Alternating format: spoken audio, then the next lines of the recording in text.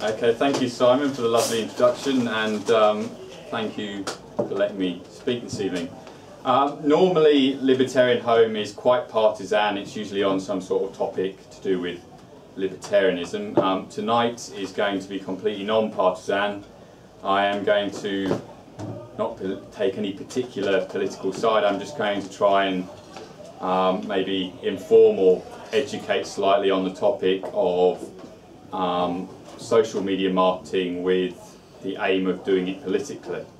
In essence, what I'm going to discuss initially is the sort of basic principles of sales and marketing. Then I'm going to look at content marketing because that is in many respects what you do when you do social media marketing. You promote content. And then I'm going to just briefly talk about some of the tools that some of you will know about and can be used to get the most out of social media marketing. In essence, I think some people find it difficult to look at politics through a business lens or a marketing lens, because politics and marketing seem to be a sort of dirty combination that only evil people like Peter Mandelson and Tony Blair do. But ultimately, if you're interested in promoting any political idea, you have to have a basic understanding of how people sell things and how people market things, because ultimately that's what you're doing. And you also have to bear in mind that there are certain rules to social media, or selling and marketing that apply to politics, and you can't really break, and you're never going to break. So let's start with basic principles behind social media marketing. How many of you have seen The Wolf of Wall Street? And how many of you really enjoyed it? I really enjoyed it. I thought it was a great film. If you haven't seen it yet, go and see The Wolf of Wall Street. It's very, very funny. Leonardo DiCaprio's in it. Lots of beautiful people, lots of drugs, and all sorts of fun. But anyway, The Wolf of Wall Street is about this chap called Jordan Belfort. And Jordan Belfort was a stockbroker and basically a salesman. He was a very, very talented salesman, and he built this great business up very quickly using very aggressive sales tactics and slightly fraudulent sales tactics. He made a huge amount of money, snorted an almost unimaginable amount of cocaine and all sorts of drugs, and slept with lots of beautiful women. It was wonderful. He had a yacht, and then it all just collapsed away, and he ended up in jail because obviously he had been defrauding quite a lot of people, and the SEC caught up with him eventually. But there is one brilliant scene in this film that kind of defines what good sales and marketing is.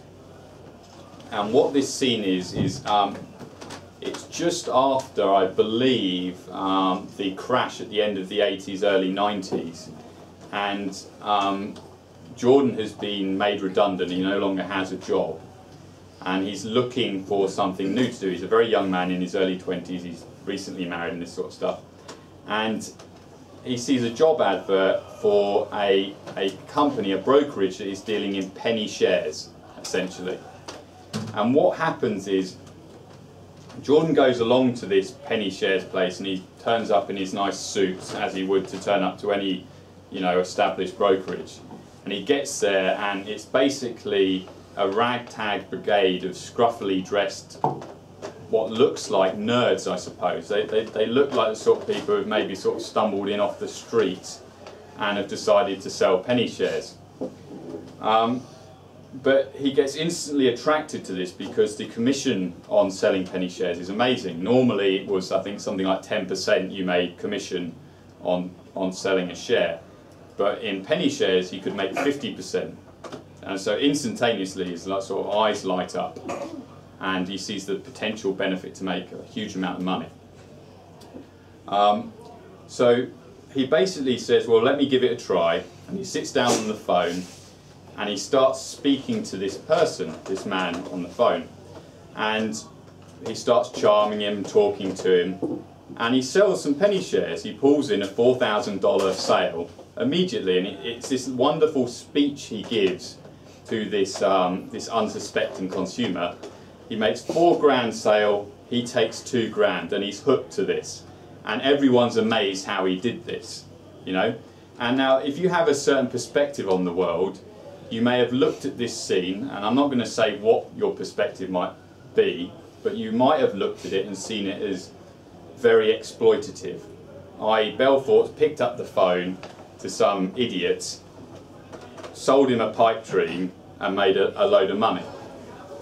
But what's really important from this scene, and what people don't really notice, and I don't think people will notice, is that it teaches you what the sales process is and what the reality of sales and marketing is.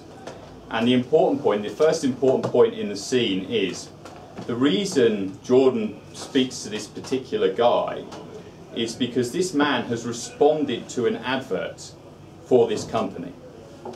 So this man has shown an interest in the product that is being sold, okay?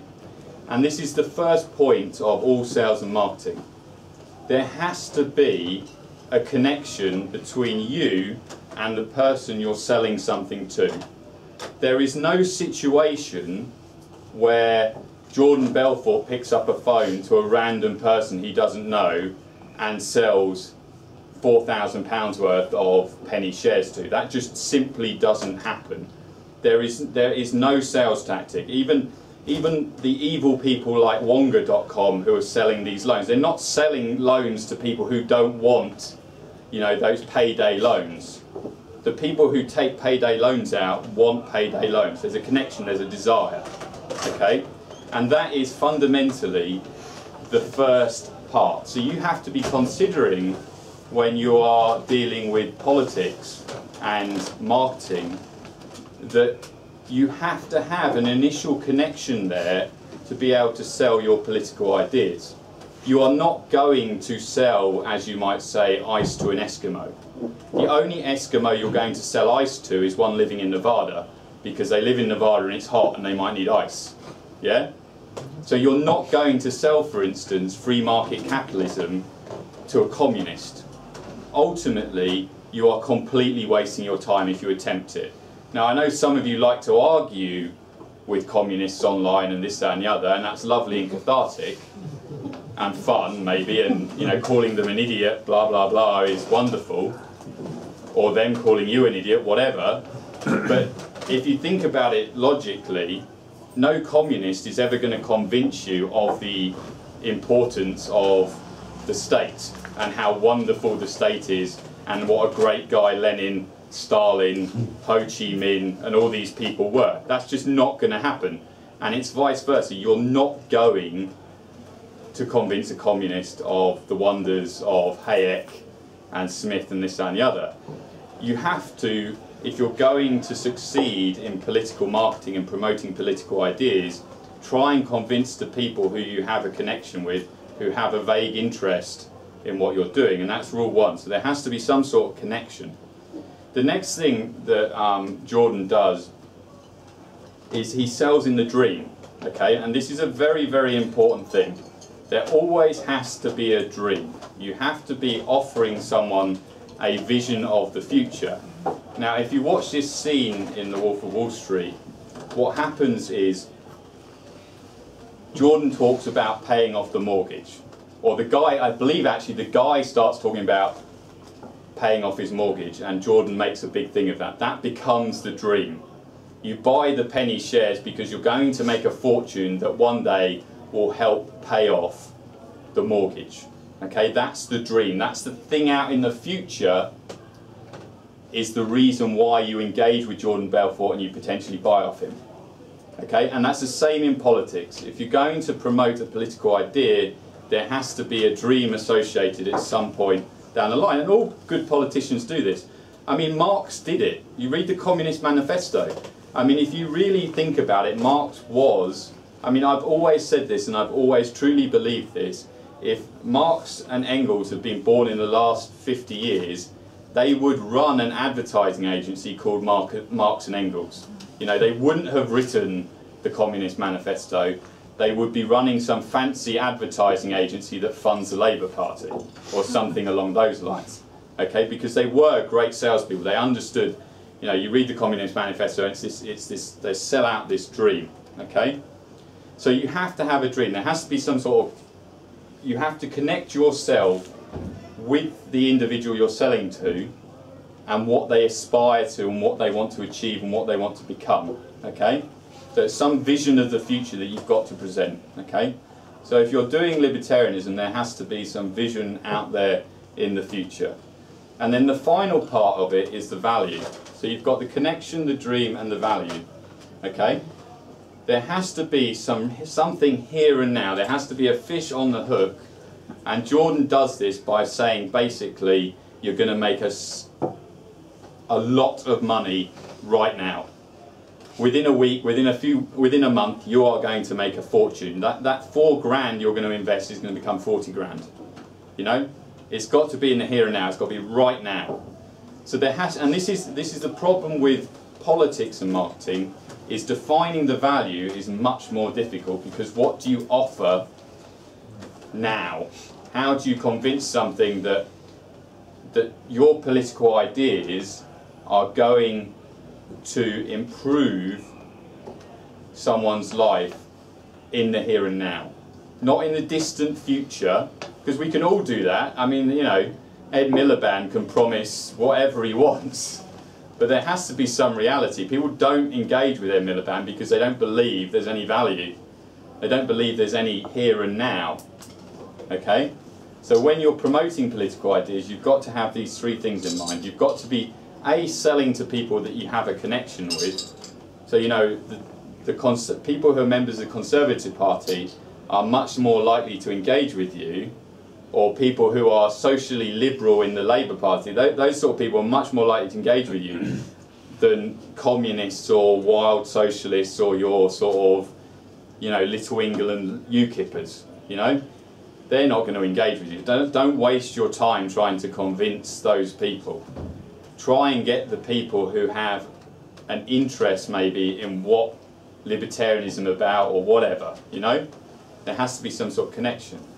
Okay, so those are the three basic principles. You've got to have the connection, the dream, and the value. And if you can come up with those three things, and I can't tell you what those three things are, I'm not here to tell you what those three things are. If I was, I'd be a genius and we'd all be living in a libertarian wonderland. But I'm not, and we're not, so that's the reality. Okay, so that relates to when that's got to be in your background of thinking when you're going to do social media. Okay, so when you're engaging in social media, you've got to be thinking like that. You've got to be thinking, do my ideas that I'm offering up on social media or any form of media, on blogs, on websites, do they keep to those principles? You know, are they targeted? Are they offering some sort of future and some sort of value now? The next step in this is sort of really a bit more directly involved in social media, which is sort of content marketing. I've got a few notes here, which so I mean, I'm going to try and keep it focused on the main networks. I mean, there are loads of social networks out there, and loads of them can be used in different ways. You know, you've got Pinterest, Instagram, Vine now, Snapchat for all the young kids, and all this stuff. But the three main ones, obviously, are you've got Facebook, Twitter, and LinkedIn. Okay. Now, Facebook is kind of the behemoth of social media. It has 1 billion users. Something like 2.5 billion pieces of content are shared on Facebook every single day, which is just, you can't, the amount of data flowing through Facebook and their servers is just phenomenal. But ultimately, Facebook is a network for friends and family. You know, you connect, Facebook you use to connect with your friends and with your family and engage with those sorts of people. So that has to be borne in mind. Twitter, by contrast, is about 200 million users or so. It shares there's about 500 million tweets go through the system every single day. That is continuing to grow. But it's a much more open and sort of undefined network. So in some respects that makes it a bit more difficult to engage with because you don't really know where to start. There's no initial connection point. And then finally you've got LinkedIn, which has somewhere in the region of 150 to 200 million users, and is essentially a business network. I mean, it's kind of like a sort of advanced business forum essentially, but it's a very popular network for engaging on business. And what you see in this contrast of networks, and what you have to be aware of when you're dealing with these different networks, there are two values or two things that you have to do with your content that you place on these networks when you're promoting them, when you're promoting your content. And that is to, first of all, tailor your content to the network you're dealing with or you're working on, and then that content always has to add some sort of value. Okay? So in terms of tailoring your content, this is something to be borne in mind. I mean, I see this a lot. I follow a couple of people on Facebook and some of their content becomes irritating. Okay, so basically, think about this. Facebook is for friends and family. And what you've got to consider when you're promoting political ideas on Facebook is, do my friends and family actually care? Are they interested in what I have to talk about on Facebook? Because it might be that they share your political persuasion and your opinions to some degree, but they might not be going on Facebook to engage with politics. They may be going on Facebook to engage with their mates and have a laugh and share some funny jokes and, you know, engage with their family. Or they might not be interested in politics or your opinions on politics at all. So when you're in that situation, you have to consider what content you're putting up. And if your friends and family aren't really necessarily interested in politics, maybe the best approach is to be a bit more light-hearted with it. Don't be the person who shares a serious, you know, trudge-through sort of political philosophy. Don't go, oh my God, there's an amazing article on Hayek here, or Foucault, or whoever, you know, because people aren't going to engage with that. But if there's some sort of funny meme or picture or little article that does raise a political point, but in a more casual and amusing manner, try sharing that. And don't do it regularly. You know, don't intersperse what you're sharing on a network like Facebook with just the random whatever goes on in life, you know. Don't hammer Facebook. I mean, there are other issues to deal with Facebook in terms of, you know, you could set up a Facebook page and therefore you can sort of customize that page to say, you know, this is libertarian home or this is communist home or whatever, and therefore you're going to attract people who are interested in that subject, and then you can fire content at them. The only thing to be aware of nowadays with Facebook is Facebook charge for you to engage with that audience. So while you might have 2,000 or 3,000 likes and followers, when you put something up on a Facebook page now, you're only going to necessarily potentially engage with maybe 100 of them. So unless you're paying, unless you're going to pay to promote. So you have to consider that. So Facebook might not necessarily be the best place for you. Okay, and you have to think about that. Then you've got LinkedIn. Now LinkedIn's a bit more interesting because LinkedIn is very focused. It's focused around business connections. And the people you connect with in LinkedIn will tend to be people you work with. Okay? And again, they might not necessarily be interested in your political views or politics at all in terms of using LinkedIn as a network. But LinkedIn gives you an angle that you can use, which is business. And business by its very nature is political. Okay? So you might want to think, I don't know, most of the guys I imagine, I don't know if you show of hands, work in IT. So we've got a fair few finance. So we've got a few finance. So you've got a few finance people and IT people. So maybe when you're going to, if you want to promote political ideas on a network like LinkedIn, just focus on your topic. In my case, it would be IT. You know, there's no point in me talking about the Common Agricultural Policy on LinkedIn because I don't work in farming. I have nothing to do with farming. So the people who I'm connected to are going to just look at that and go, well, what's that got to do with anything or what you do? But I might be able to talk about how people, you know, states around the world like Turkey are clamping down on Twitter. You know, I can post that up and say, isn't this awful? Isn't the state an awful thing?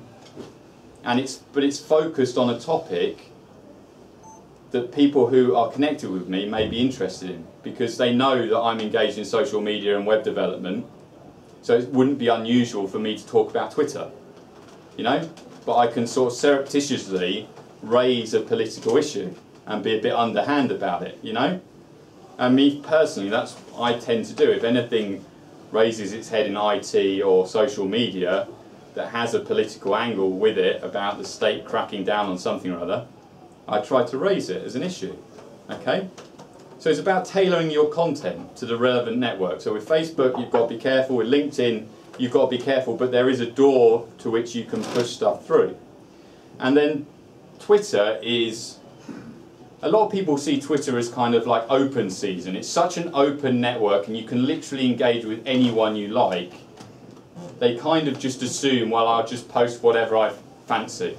And you know, and then you get politicians posting pictures of their penises everywhere and it goes horribly wrong, you know, because they don't really know what they're doing. That was Wiener. You've got to, yes, that was Wiener, and there was a chap who was involved in Boris's ex-assistant or something. Deck something. Yeah, it was, yeah. So, you know, these things, it's not open season on Twitter. If you want to make Twitter successful, you have to pick your niche, okay? And you have to be the go-to person for certain information, okay? It's again about tailoring, because essentially you want to grow a following. And people are only going to follow you if you offer something to them, okay? So it's best to pick your niche and be an expert on a particular subject, okay? So I might be an expert on, you know, I focus my stuff on social media.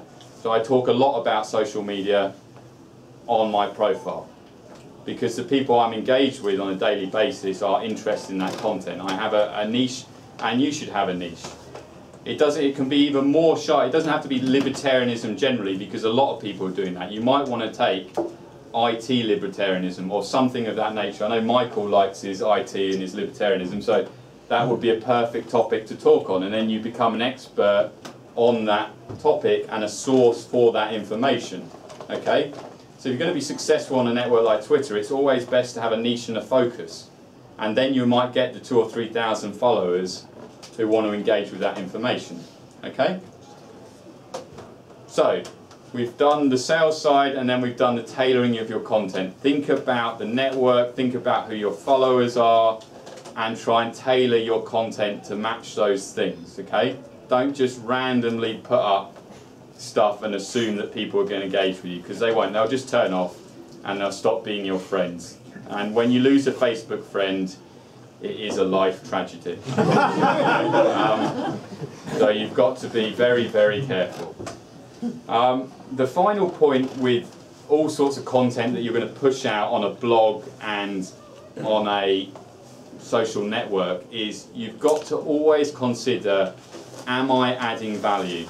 And what that means is, if someone engages with your content, are they going to gain something by doing so? Are they going to read your content or read your idea and go away feeling, actually, I've learned something here? And there are 3 rules I tend to keep to. The content you promote on social networks or anything, email or whatever on a blog, it should try and do one of 3 things.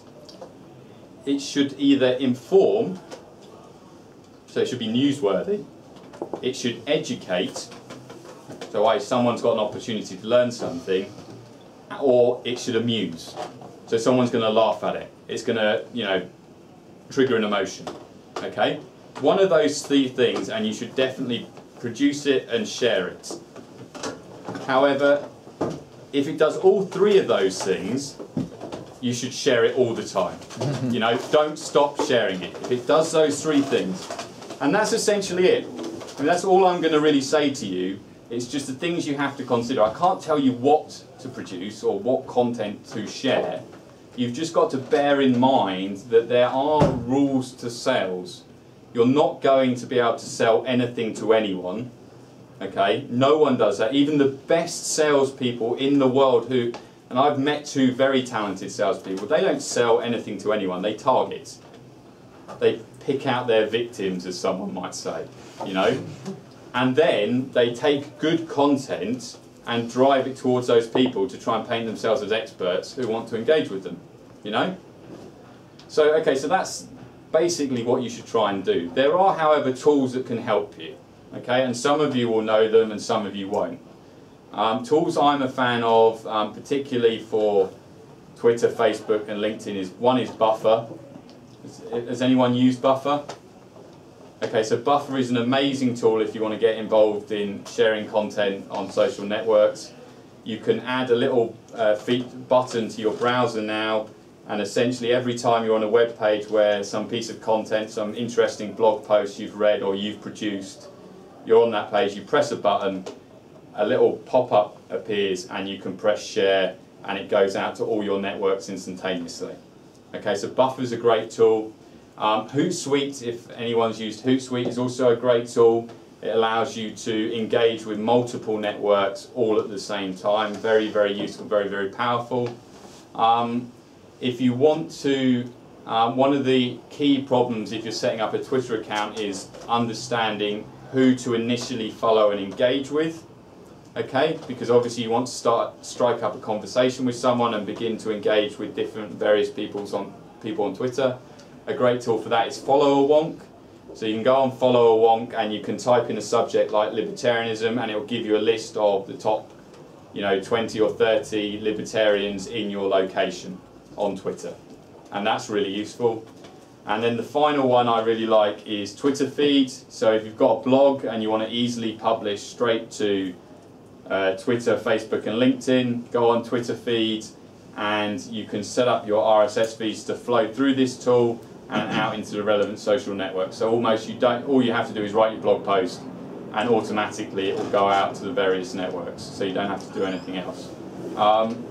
So I've said my piece. I hope it was reasonably informative and added some value to your lives. And I'll open it up to questions. Thank you very much for listening.